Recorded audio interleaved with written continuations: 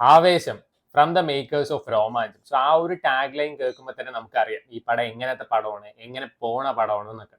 So ഒരു out and out fast show നിങ്ങൾക്ക് കാണണം വെച്ചാൽ you can go watch this ആവേശം. കാരണം ഒരു ഗംഭീര പെർഫോമൻസ് തന്നെയാണ്. ഇപ്പൊ നമ്മൾ ട്രെയിലറൊക്കെ കാണുന്ന സമയത്ത് തന്നെ നമുക്കറിയാം ഇത് രംഗണ്ണൻ ഷോ ആയിരിക്കും. പക്ഷെ ഈ ഒരു എക്സ്ട്രീം ലെവൽ ഷോ ആയിരിക്കും ആരും വിചാരിച്ചിട്ടുണ്ടായില്ല. അടിപൊളി. ഫസ്റ്റ് ഹാഫ് ഫാസ്റ്റ് ഫാസ്റ്റിൽ വരുന്നതിന് മുമ്പ് ഹിപ്സ്റ്ററും കുറച്ച് പിള്ളേരുമാണ് പടം കൊണ്ടുപോയിരുന്നത്. ഹിപ്സ്റ്ററിനെ എടുത്ത് പറയണം, കാരണം ആൾക്കൊരു സ്വാഗും ഒരു ആറ്റിറ്റ്യൂഡ് ഉണ്ട്, അത് അടിപൊളിയായിരുന്നു. അതേപോലെ ആ പിള്ളേരുടെ പെർഫോമൻസ് സൂപ്പർ തന്നെയായിരുന്നു. അത്യാവശ്യം കോമഡി എലമെന്റ്സ്, മാസ് എലമെന്റ്സ് എല്ലാം ഉള്ള ഒരു സിനിമ, എല്ലാം ഉള്ള ഒരു ഫസ്റ്റ് ഹാഫ് ആയിരുന്നു. ടെക്നിക്കലി ഈ സിനിമ നല്ലോണം ഹൈ ആണെന്ന് തന്നെ നമുക്ക് പറയാം. കാരണം ഫൈറ്റ് സീൻസ് ആയാലും മ്യൂസിക്കിന്റെ കാര്യം എടുത്ത് പറഞ്ഞ പറ്റില്ല. സിനിമയുടെ ബാക്ക് ബോൺ മ്യൂസിക് തന്നെയാണ്. സുഷിൻ ശ്യാമിന്റെ one of the best works തന്നെ പറയാം. അവസാനം ഇല്ലുമിനാറ്റി സോങ് ഉണ്ട്, അടിപൊളി. അപ്പൊ സെക്കൻഡ് ഹാഫ് തുടങ്ങുന്നത് ഇന്റർവെല്ലിലാണ് ഫൈറ്റ് സീൻ ഉണ്ട്. നമ്മൾ ആരും പ്രതീക്ഷിക്കാത്തൊരു ഫൈറ്റ് സീൻ ആയിരുന്നു, സൂപ്പർ ആയിരുന്നു. ഫസ്റ്റ് ഹാഫ് നമ്മൾ life time theatre experience first half നമുക്ക് ഓഫർ ചെയ്യണേ. സെക്കൻഡ് ഹാഫിലോട്ട് പോകുമ്പോൾ ആ ഒരു സ്പൈക്കിൽ ഒരു ഡിപ്പ് ഉണ്ട് എന്ന് നമുക്ക് പറയാം. കാരണം സെക്കൻഡ് ഹാഫ് കോമഡിക്ക് ഇമ്പോർട്ടൻസ് കൊടുക്കേണ്ടെങ്കിൽ പോലും നമുക്ക് ലോഫ്റ്റർ റൈറ്റ് ആയിട്ടൊന്നും ബേസിക്കലി എനിക്ക് തോന്നിയില്ല. എനിക്ക് ഓക്കെ സെക്കൻഡ് ഹാഫ് പോലെ തോന്നിയിരുന്നു.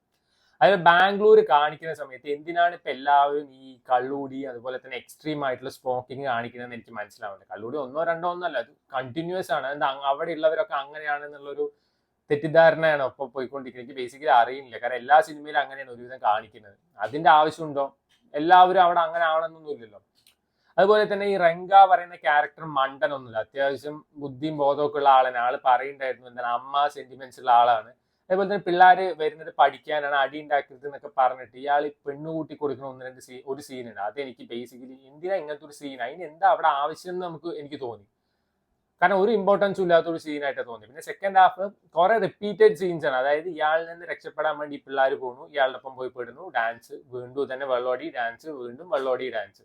സോ അങ്ങനെ എന്തിനെങ്ങനെ റിപ്പീറ്റഡ് ആയിട്ട് ആ സീൻസ് വരുമ്പോൾ അയ്യേന്നല്ല നമുക്കൊരു ഒരു ഇറിറ്റേഷൻ പോലെ തോന്നി. എന്തത് ഇങ്ങനെ തോന്നും. ആ ഒരു സെക്കൻഡ് ഹാഫിലുള്ള ആ ഭാഗം മാത്രം അതെന്തോ എനിക്ക് അത്ര ഇഷ്ടമായില്ല.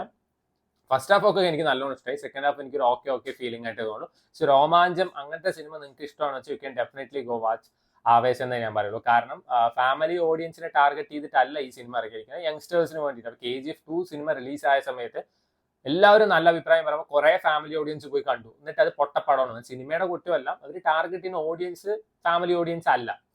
അവർക്ക് അങ്ങനത്തെ ഒരു മാസ് അക്സെപ്റ്റ് ചെയ്യാൻ പറ്റില്ല. അതേപോലെ തന്നെ ഫാമിലി ഓഡിയൻസിന് ഇത് ഇഷ്ടാവോ എന്നുള്ളത് എനിക്ക് ഡൗട്ടാണ്. കാരണം എല്ലാവർക്കും ഈ സിനിമ ഇഷ്ടമാണെന്നില്ല. ഇപ്പൊ രോമാഞ്ചം ഇറങ്ങിയ സമയത്ത് തന്നെ എല്ലാവരും നല്ലത് പറഞ്ഞെങ്കിൽ പിന്നീട് ആൾക്കാരെ മാറ്റി പറയാൻ തുടങ്ങി, എനിക്ക് ഇഷ്ടമായില്ല. കാരണം ഇത് ടാർഗറ്റ് ചെയ്യുന്ന യങ്സ്റ്റേഴ്സിനാണ്, യങ്സ്റ്റേഴ്സിന് വേണ്ടിയില്ല. ഇപ്പൊ യങ്സ്റ്റേഴ്സിന് ഒരു ട്രീറ്റ് തന്നെ ആയിരിക്കും, ഫഹദ് ഫാസിൽ ഫാൻസിന് അടുത്തൊരു ട്രീറ്റ് ആയിരിക്കും. എന്തായാലും തിയേറ്ററിൽ കണ്ടിരിക്കേണ്ട ഒരു പടം തന്നെയാണ്.